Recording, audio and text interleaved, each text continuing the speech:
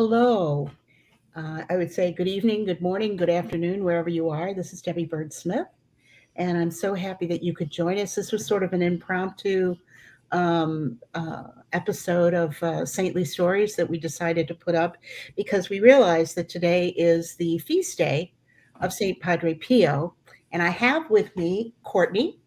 Hello. And Courtney is one of the faithful volunteers who works with me, and I'm so grateful for her. And some of you may have remembered when the channel first went up, we put up a little thing about this beautiful rosary that had been made for me, the In His Will rosary, and we sent out a picture of the rosary and the little story behind it. And I had very first started the channel and received something in the mail from Courtney, and it was this beautiful, beautiful rosary and this beautiful note that it was to commemorate the start of the channel, and that she was putting it in her Etsy shop, and it was going to be known as the In His Will Rosary. And I can't tell you how touched I was for you to do that.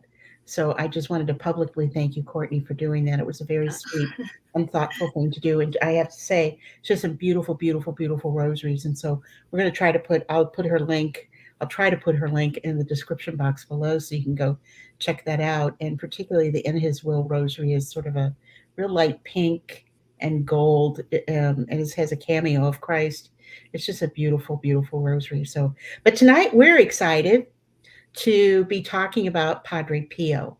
And I have to say that in the past, Courtney and I have done some talking about Padre Pio because we both love Pio and we love the saints.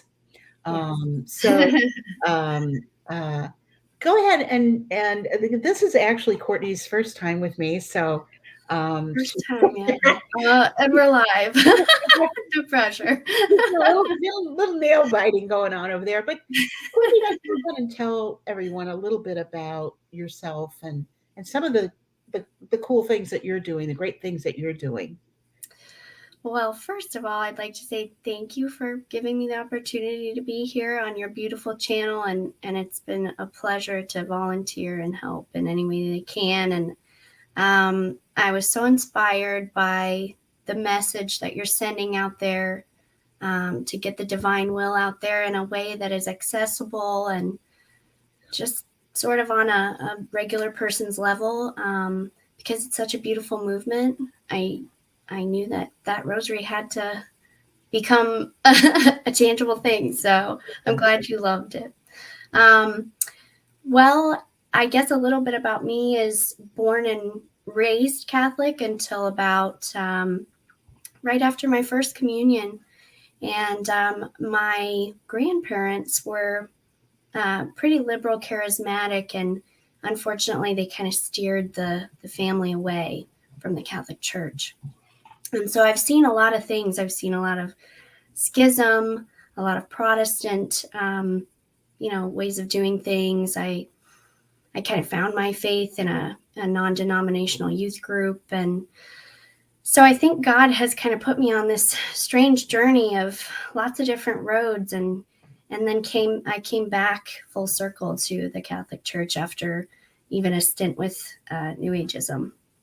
So it's just been eye-opening, and I think if I had not gone down all those different pathways, maybe I wouldn't have found the truth. So I'm just grateful to be back, grateful to be here. And St. Padre Pio is one that is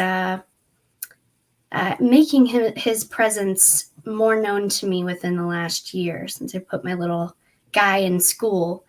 I've had a lot of anxiety about it because I experienced a school shooting when I was in 8th grade. So I have had a lot of anxiety about, trusting God and putting my son in school. And he's a very social little guy, so he needs that. He's not like me.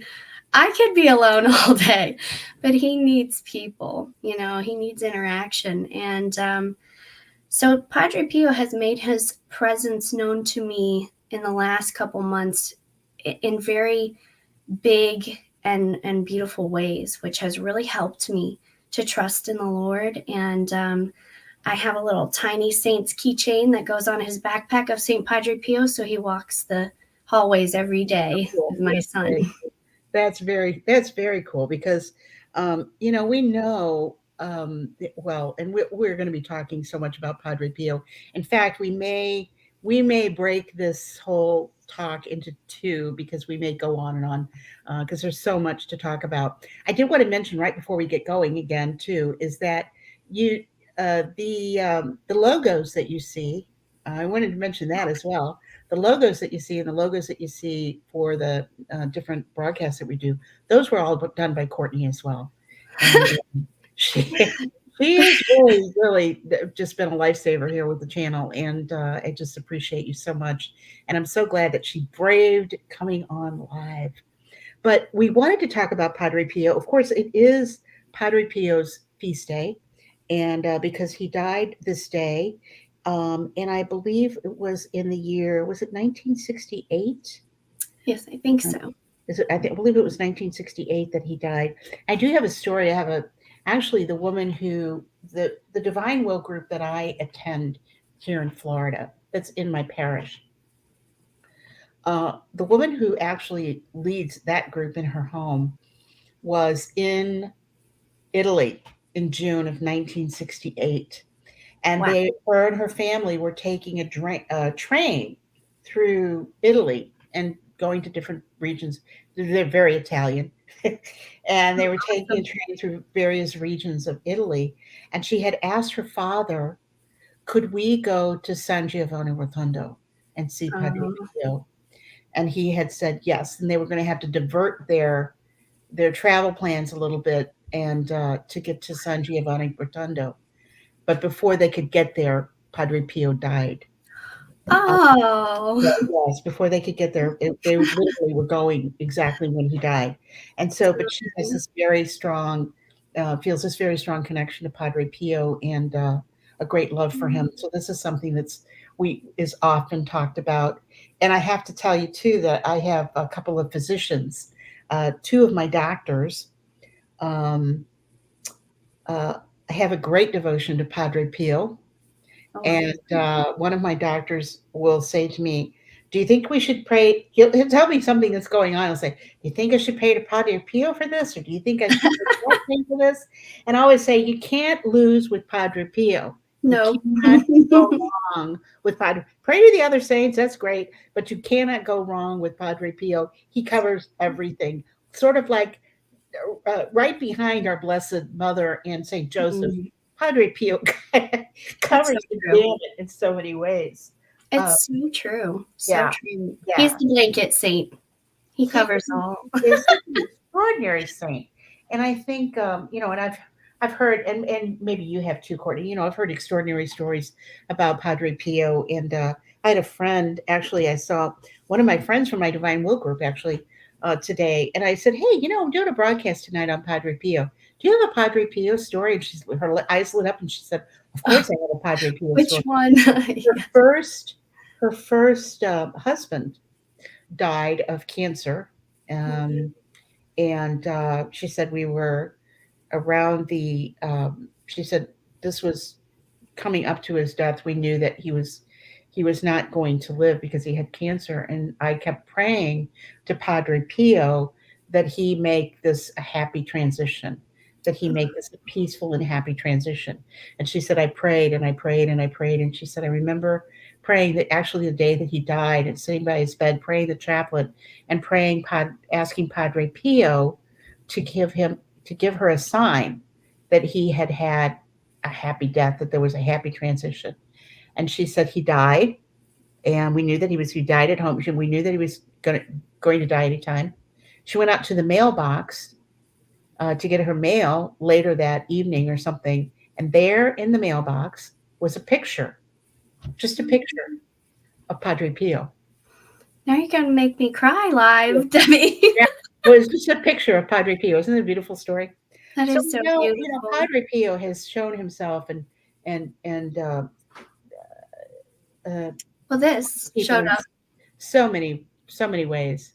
So when I came back to Catholicism, I just kind of went and I was grabbing free things on the tables, out in the Yeah, in the lobby and things like that at any church that I would go to. And I think this one was from my parents' church, St. Francis, and I brought it home, and it actually has this little chaplet in it, and I'll be making some of those for the shop. But I love it because it's not just about Padre Pio, but about his love for the Sacred Heart of Jesus. So really, one of the medals is Saint Padre Pio, the other is Sacred Heart of Jesus. And I think that's when I started to kind of contemplate, well, why would they write this chaplet this way? It started to make sense to me after hearing, some of the comments that Shia LaBeouf has made in his recent Bishop Barron interview, because Yes. he Well, talks so much about the Eucharist and just Padre Pio's insane love for the Eucharist, which is the heart of Christ. well, Padre Pio, Pio as a child, Francesco, little Francesco is who is Francesco Forgione is how he was born. Um, really started having these extraordinary experiences when he was 5 years old. And when he was 5 years old, he had an apparition of the Sacred Heart of Jesus. Oh, wow. And this apparition that he had of the Sacred Heart of Jesus was really, and the Sacred Heart of Jesus kind of, said to him, you're mine, you're mine. And so for uh, Francesco, a little boy at the time, that sort of sealed the deal for him. And Wow. this experience was so powerful for him that he knew from that time on that he was going to spend his life dedicated to Jesus, and particularly dedicated to the Sacred Heart of Jesus. He also had an apparition of the Blessed Mother when he was very, very young, only 5 years old. And Wow. so he began to have these extraordinary experiences. God had such an extraordinary hand on him from the very, very beginning.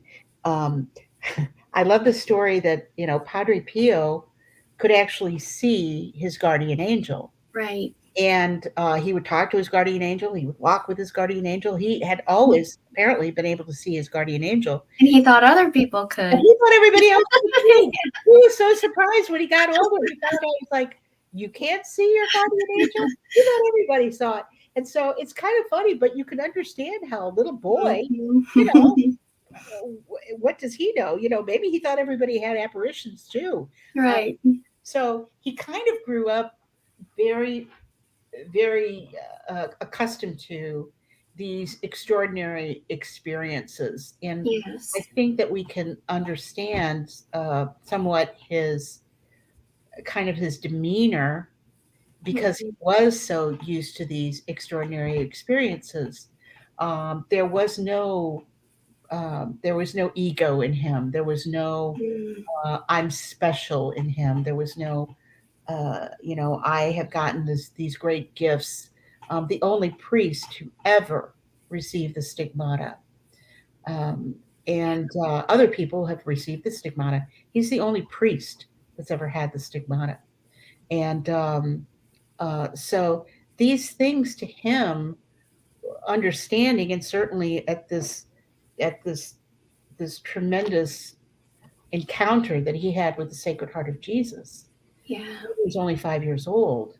He So understood from the very beginning that he did have an extraordinary mission, and this was what it was going to have to be.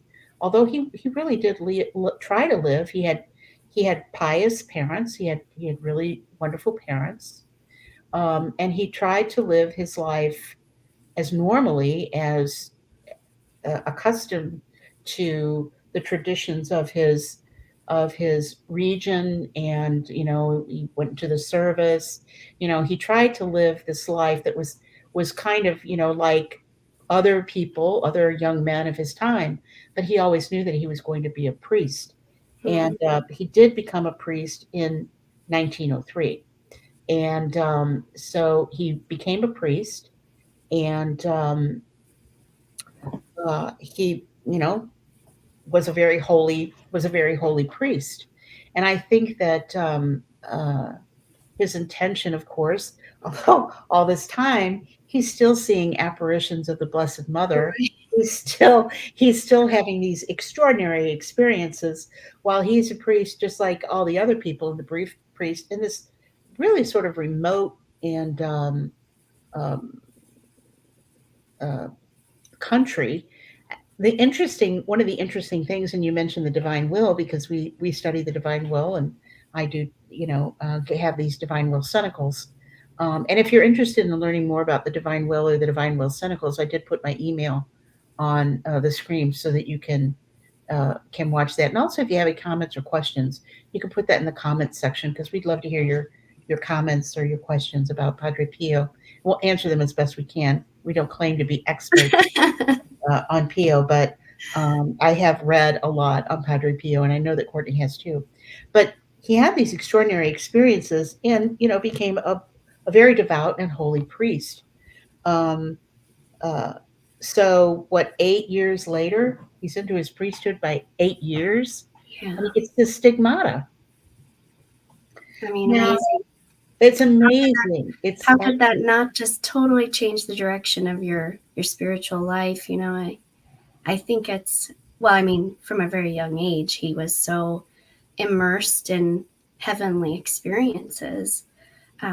I find that for any kind of mystic like that, real life must be just so much harder on them, just because of that connection to heaven that they have. We tend to think of this as sort of a beautiful gift, and of course all of us wish we had it to some extent, but it can be really as much of a blessing as it is a curse. Well, kind of like having your feet in both worlds, isn't it? Yeah.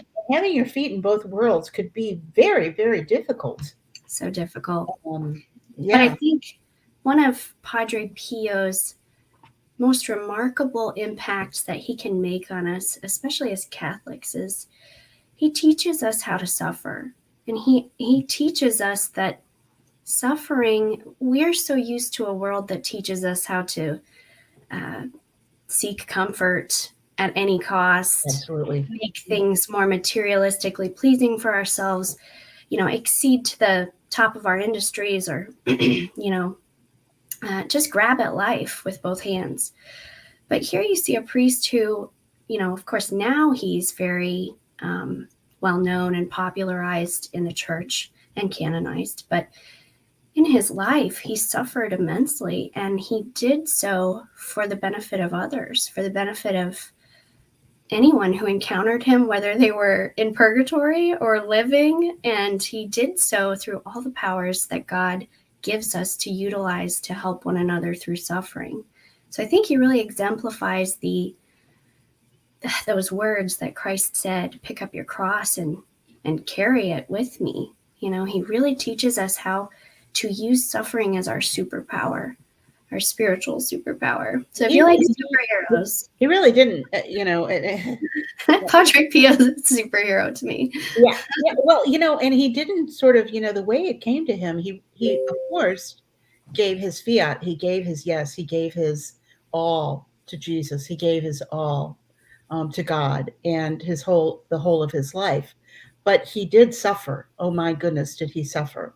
Not only did he suffer with the stigmata, which we can talk more about the stigmata and all that created for him, which was extraordinary suffering, extraordinary ridicule, extraordinary suspicion. There was all kinds of lots of really horrible things that came along with that tremendous gift. If I'm not mistaken, his faculties were even taken away, and he was kind of ostracized. He was. And that was a little bit later. He had there was a lot of suspicion around his stigmata, and people were accusing him of doing it to himself, and how could this be? He was a very humble, simple monk. He was a Capuchin monk. He was living in community. He was saying mass, but he was exhibiting these extraordinary gifts. Right. So he had a lot of criticism coming to him. He had a lot of uh, uh, people who were, Jealousy, I'm sure there a was lot a of jealousy. yeah, I think jealousy was a big thing, yeah. and suspicion, and this created many problems for him down the road.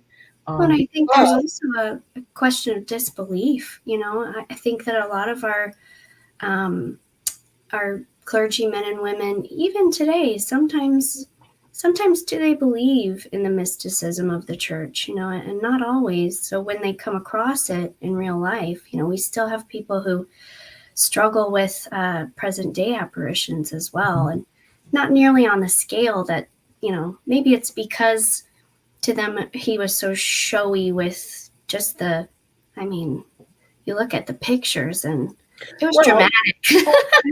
and the word got out, you know, Yeah, so fast. because this community, he had these people that would come to mass, and here he is, his hands are covered up or whatever. He's got bloody gloves on. I mean, Right. it's hard to keep something like that a secret. And Yeah. so people were amazed and mesmerized by this phenomenon that they were seeing, and this great miracle, really, that they were seeing. And so people started coming to mass in Right. droves. And of course, that probably made some of the other priests kind of jealous. Uh, Yeah. um, but people wanted to see him. They wanted to be near him. They wanted to hear from him. And then, of course, there was um, the uh, the confessions. And Yeah. so he became a very, very prolific and popular confessor. And people would come and they would stand in line for hours and hours and hours to go to confession with Padre Pio. Why? Because Padre Pio um, could read souls. Yeah. And so there are many stories of Padre Pio um, telling people things that some of them didn't even remember themselves about their Right. past. Right. Um, And and he was kind of able to almost, predict where their soul was headed right at that moment, whether they were to die or so he was really kind of a I've heard him described as kind of a gauge. Where am I at, on yeah, the odometer, because he would tell them purgatory? their sins. I mean, they wouldn't even have to. They would have to. He would tell them, and Yeah. sometimes he would tell them things that they had forgotten. Yeah. The story of the man that was uh, going to murder his wife, and Mm, Padre Pio told him to get out of his confessional right now. He said, "I wow. see what you're doing. How dare you come um, when Yeah. you're plotting this very evil, evil thing?" And he literally drove him out of the church, is my understanding. And the man repented and came back to him and said, "You were right. I was plotting to kill my wife." I've heard And the same thing about an adulterous woman as well. I believe mhm. she was an actress. Yes, Yes, yes.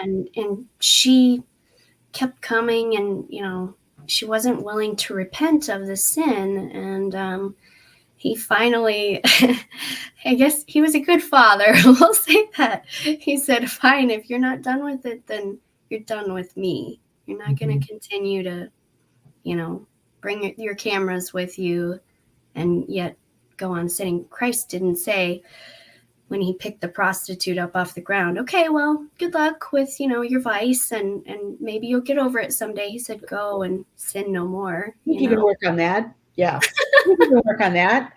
Might be a good idea. But I have also heard the story, and I'm sure that our viewers could also tell us plenty of stories that they've heard. And the story of the woman who went to confession, and he said, "You haven't confessed everything." And she said, "Oh yes, I've confessed everything." And he said, "No, you have not confessed everything." And she said, "Oh yes, I've confessed everything." And he said, "No, you didn't confess the child that you aborted." Oh, And she started weeping, and he said, "And that child would have become the Pope. oh The child gosh. would become the Pope." And uh, so there's just so many stories. And honestly, when you think about it in this way, what a burden. What an Yeah. extraordinary burden. Yeah. This is um, this reading souls to me would be a very heavy load to carry. I think Um, you're right. very heavy Most load to carry definitely. because you'd have to sort of feel in these instances when he would come back to people and he would point out to them their sins or really kind of force them to talk about the things that they didn't want to. But what a loving, this was a very loving um, uh, deed that he did when he did do that because it's not up to the priest. We confess our own sins, Right. and priest is to help us and to guide us and to teach us and all of those things. But Padre Pio obviously was so concerned about the souls of the people in his parish and his community that he took it on himself because he had seen hell. He had seen hell, and he knew what um, what was happening because this was one of the things, Padre Pio um, uh, had to had to deal with in his own life. And we were talking about some of the extraordinary things. I think one of the extraordinary stories, of course, about Padre Pio is his connection to John Paul II. Mm. And this connection with John Paul II was uh,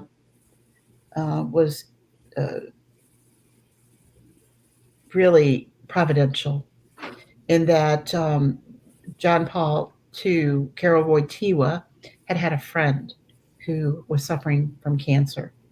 And Mm. he wrote to Padre Pio. I'm sure many of our viewers have heard this story.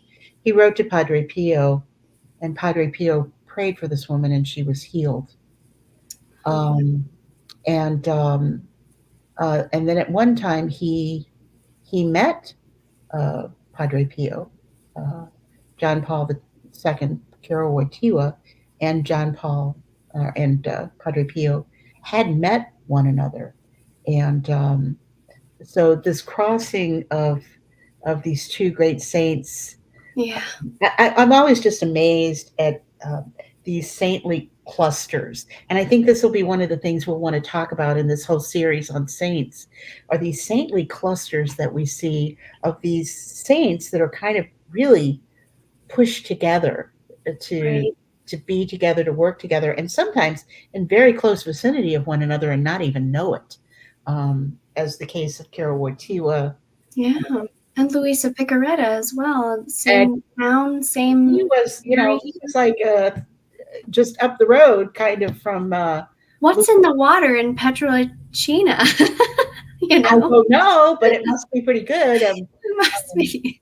Because he had someone who came um, from that region in Corrado, who was up in uh, San Giovanni Rotondo and had mentioned Luisa Picaretta or had mentioned the divine will to Padre Pio and asked Padre Pio about starting a divine will cynical in San Giovanni Rotondo.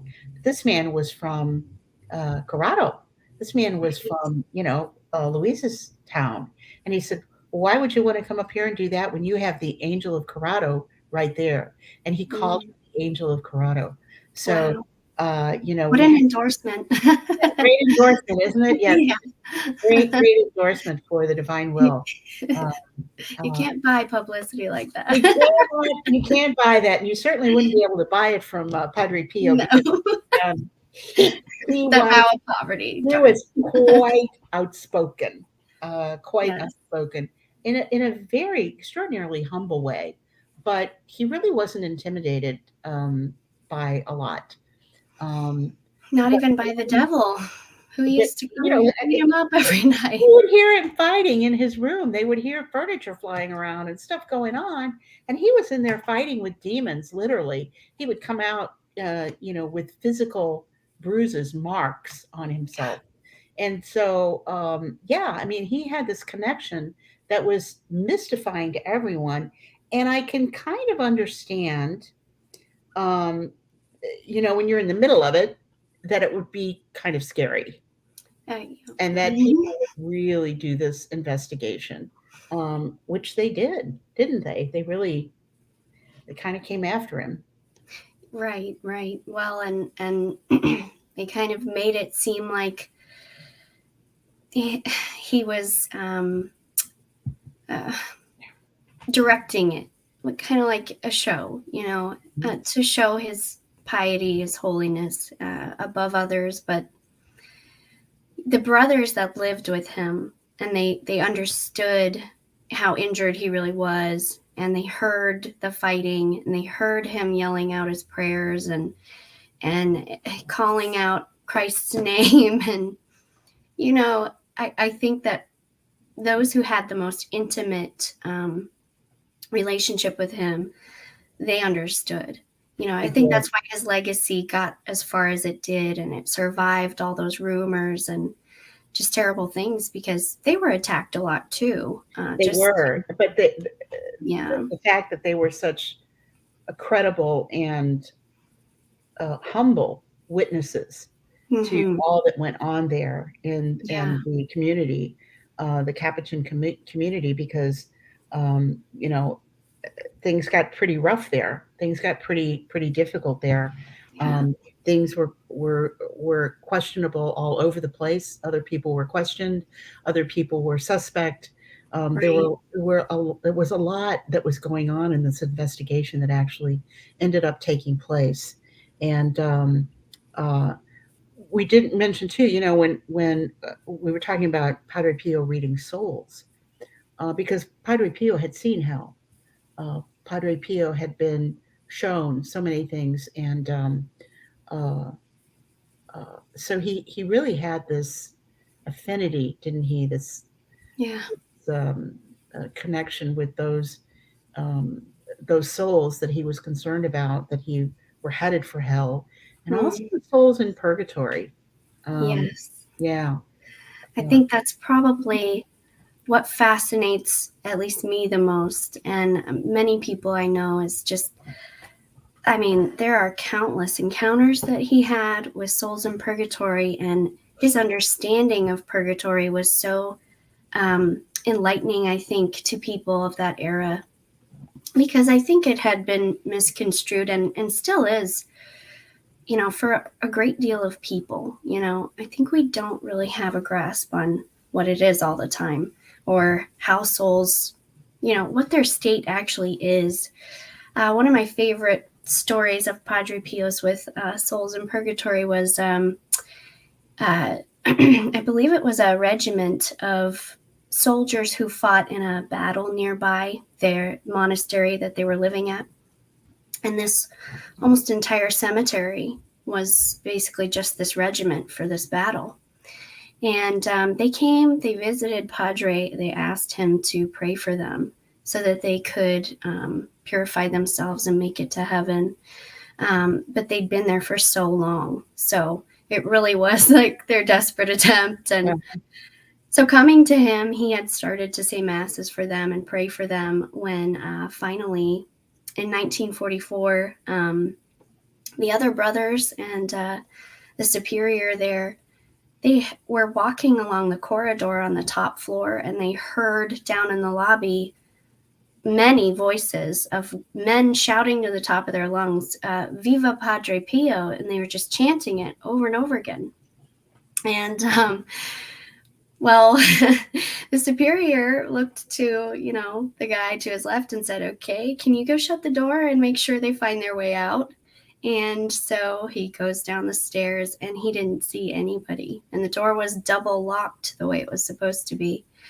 And so they asked Padre about it about a day later, and he said, "Oh, yeah, those are the guys from the cemetery nearby. They were in a battle in such and such year. They've been in purgatory for so long. We had a coffee talk, and I prayed for them, and they just came to say thank you." And I was just like, okay, And well, this would come from the person who actually saw the Sacred Heart of Jesus and the yeah, Blessed Brother at 5 years old. what And would went around surprise his him at party that meeting. point? What are you getting so excited about? Yeah, They just came exactly. over to say, hey, thanks a lot. So, what an extraordinary story. What an oh, extraordinary and story. how creepy that must have been for the poor friars to be there with Well, think him. about that. They're living with this guy. You know, Yeah, they're things like this living are with happening all the they're time. living with this in the same house. It would have to kind of just freak you out a little bit, you know, just like, oh, what's going to happen now? Um, and but what blessings, what graces came from that, and I always enjoyed seeing the interviews and different things from people who did know Padre Pio and lived with Padre Yes. Pio. We're so fortunate, especially me. I'm much older, but you know that we have these interviews and these tapings of people talking about their experiences with Padre Pio and knowing Padre Pio and you know what he was like because as we've gotten into more of the 20th century and we've been able to have these firsthand accounts of saints like Yeah, Faustina and I know.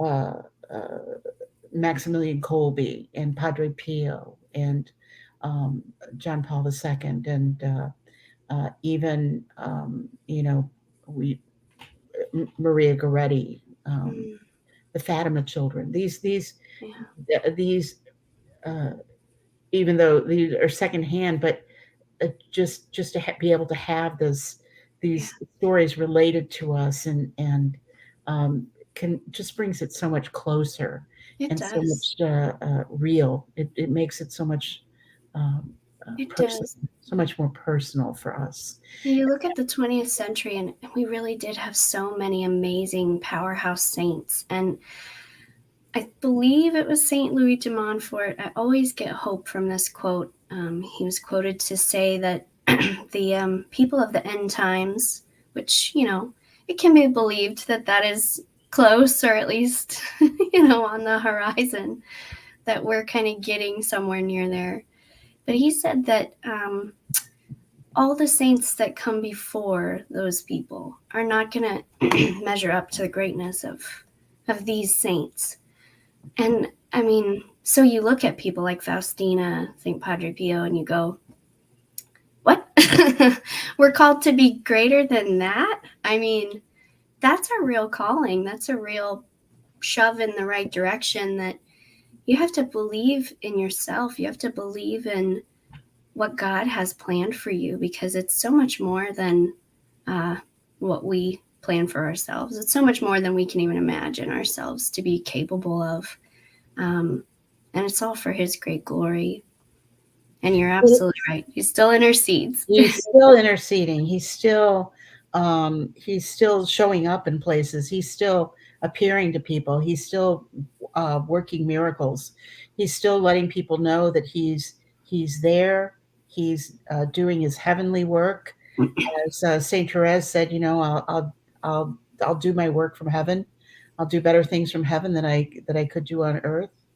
And that's what he's True. doing. He's all these saints that we have, these partners in heaven that we have, that we can call on, who can do extraordinary things for us, and uh, you know, heal sicknesses and give us reassurance. And certainly, one of the most famous quotes from um, uh, Padre Pio is uh, "Pray, hope, pray, and don't worry."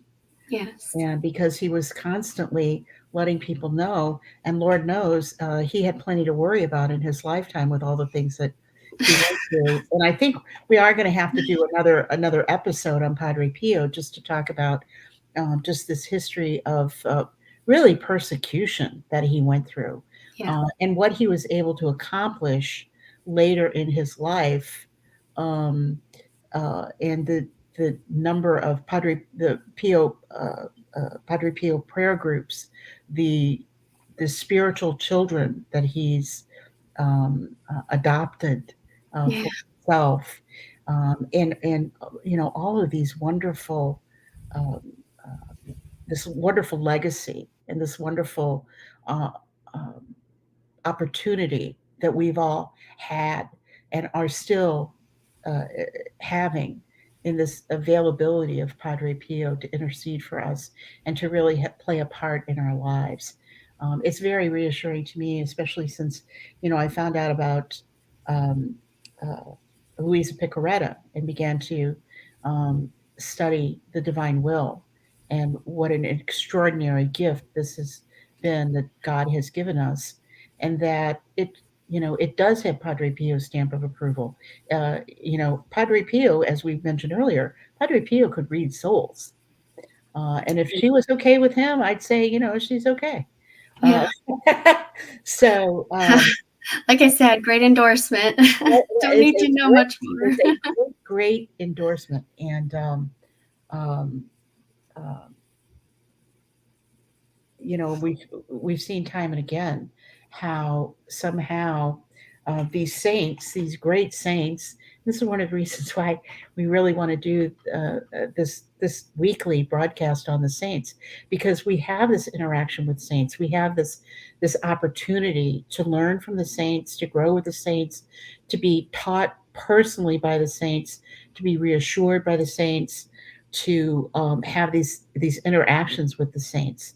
I remember one time, and this is when I was in college, and I was in a class on it was a speech class, and you had to make a speech, and so this the speech had to be a persuasive speech, and so you had to make some kind of speech persuading people about something that you believed in. And I went in my speech. I told two stories of saints.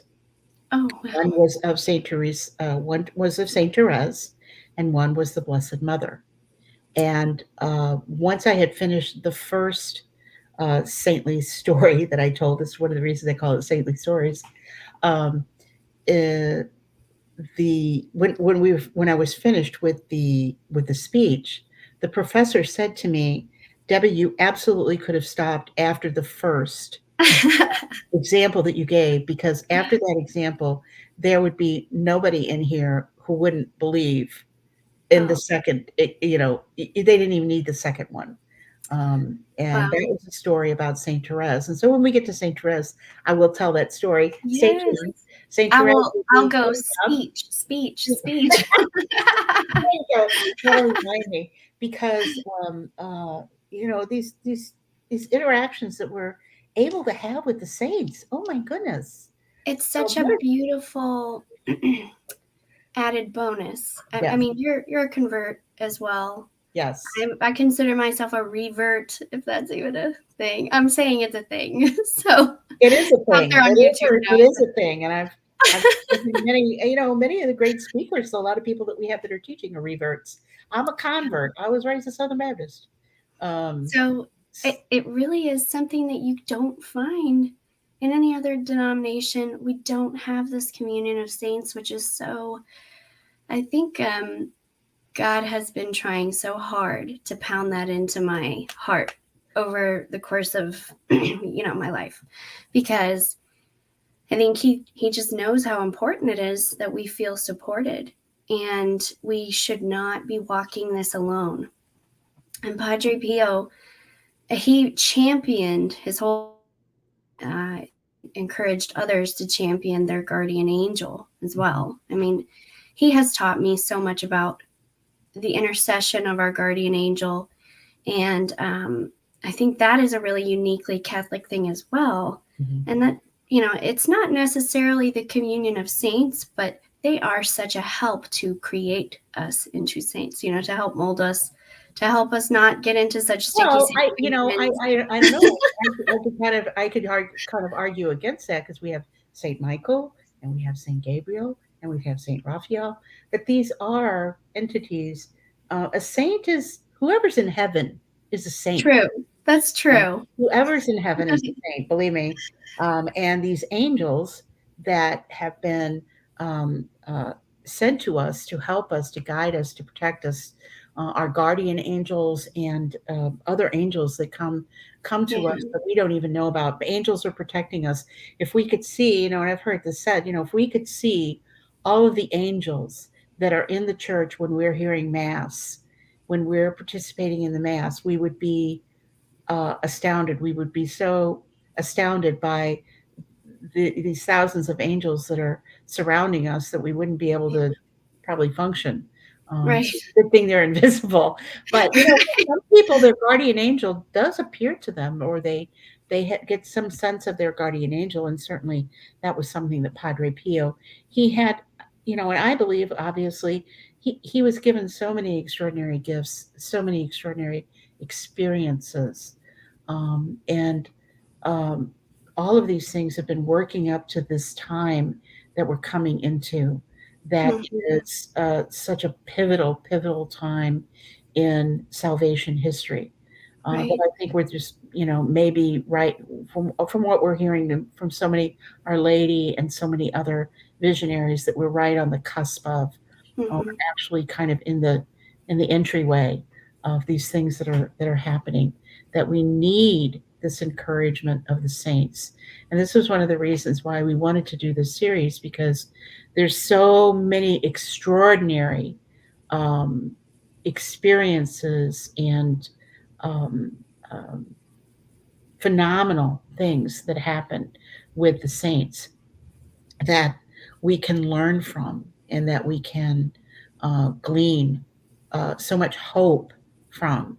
Because and I sound like a broken record, but one of the big challenges for us is going to be perseverance, and Yes. persevering in the faith, and persevering in our belief, and persevering in times of great trial and tribulation.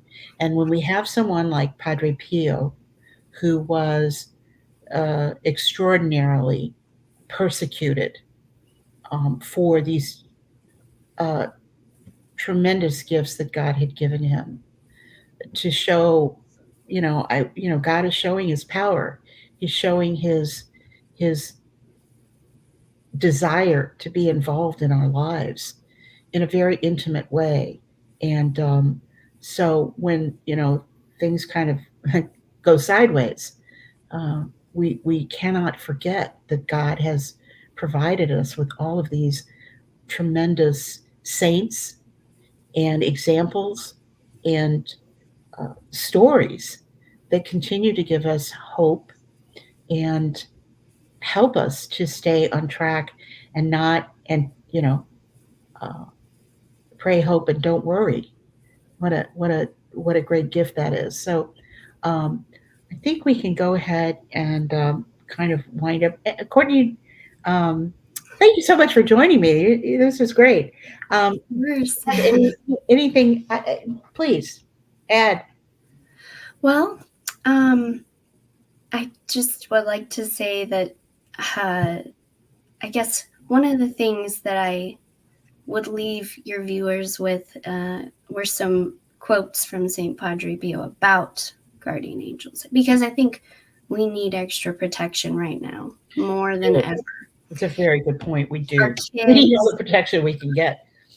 yes, our kids are really under attack. Our families, our marriages, and our consecrated people are so under attack. So, some things that I kind of highlighted about some research I was doing today was that Padre Pio would say all the time that you should send your guardian angel to him. Rather than somebody write him letters or visit him, he would advise them to send their guardian angel to him. I do that all the So, time. I do that all the time. When I see my guardian angel, especially people that are suffering, or people that are having a problem, I send my guardian angel to their guardian angel and say, "Hey, help them out." That's Uh, perfect. and we need to know that we can Yes. send our guardian angel, that we can ask our guardian angel. It doesn't mean that they're not watching out for us anymore, but Right. they can bilocate just like Padre Pio did. All right. Right. He was showing us how that works. That's how that works exactly. But yeah, absolutely. And he has said things too, like if you're ill, unable to make it to adoration for some reason, you can send your guardian angel there and ask for, Christ's graces. If you're discerning something particularly, ask your guardian angel, and you will get a response you can trust.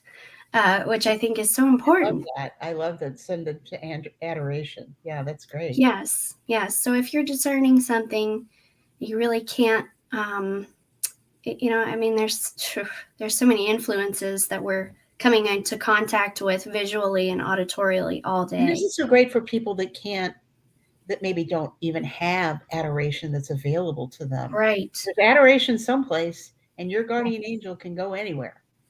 And bonus, you could say, hey, guardian angel, can you grab Padre Pio's guardian angel?